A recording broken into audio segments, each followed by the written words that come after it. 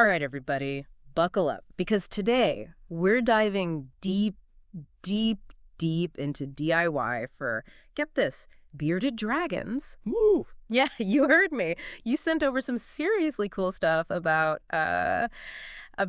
enriching their environments, and we're gonna get into all that. But it's more than just like making a pretty terrarium. Yeah, totally. Yeah. Like we're talking about really like tapping into their natural instincts, Oh, okay. Like think about it. Out in the wild, they're climbing on stuff, they're exploring, they're digging. Yeah. We want to bring that energy into their enclosures. It's like bringing the Australian outback to your living room, except miniature. Exactly. So, okay, I love this idea. I'm already picturing tiny ladders, maybe a swimming pool made out of like a bottle cap. What kind of DIY projects can we actually realistically do? You can totally get that creative, yeah. Okay. Climate structures are huge, and you would be so surprised by how easy they are to make. Okay, so hold on. This DIY projects.pdf you sent over, it mentions using like natural branches, but I would be terrified of like bringing parasites into my house or something. Oh, yeah, no, that's a very valid concern. It actually mentions that right in the document. Okay. It says to bake the branches. Oh, smart. Yeah, to sanitize them. Yeah. And then you secure them with like a reptile-safe glue. Mm-hmm. And you're right, this PDF is like a gold mine. Mm-hmm. It also talks about building little digging areas. Oh, right. Yeah. Yeah. I've seen bearded dragons just like loving to burrow. I don't know why they do that, but. They dig for temperature regulation. Okay. Sometimes for hiding, sometimes just for fun. They're like, I'm bored. I'm just going to dig. Exactly. You can make a designated digging zone by using a mix of soil and play sand. That makes a ton of sense.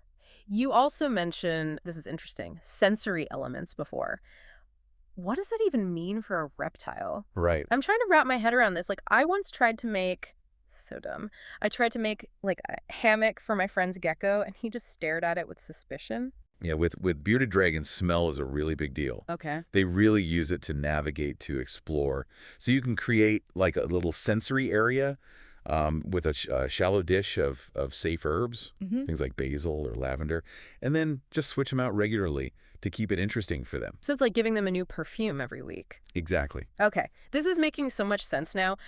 I get how enriching their environment is vital for them, but I'm not gonna lie, DIY always kind of stresses me out a little bit. Like I'm not the most, construction-minded person. What would you say to someone who's a little bit hesitant, like me, about the DIY aspect? It's so rewarding to see your beardy thrive in an environment that you've created specifically for them. Okay. Plus, it can be way more cost-effective than going out and buying everything pre-made. Oh, for sure. You can start small. Yeah. You don't have to go crazy all at once. And then just kind of gradually add more elements. It's not about being a master craftsperson. It's about enriching their lives. You've totally sold me on this. I'm not even going to lie. And Yeah. Who knows, maybe my crafting skills will level up in the process. I don't know. We'll see. This has been so eye-opening, honestly. I've learned so much. Any final thoughts before we wrap up our deep dive? Yeah. Always observe your beardie's reaction to new additions.